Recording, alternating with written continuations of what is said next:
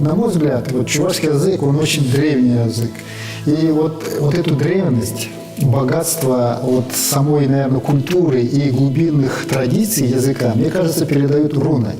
Я бы вам предложил вот начать серию таких наших передач, можно, наверное, назвать, которые будут посвящены вот значениям этих рун. Они идут с глубины веков.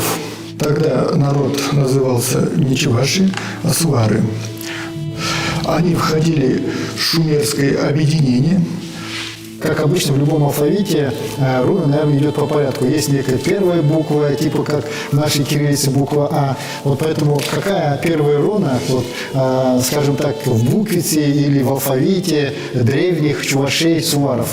Люди первый звук А понимали как возрождение жизни на земле. Мне тоже хочется научиться.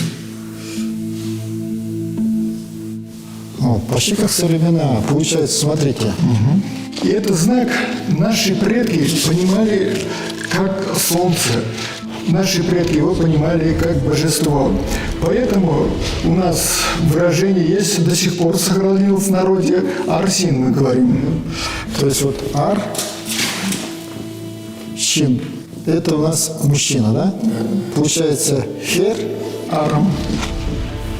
арм.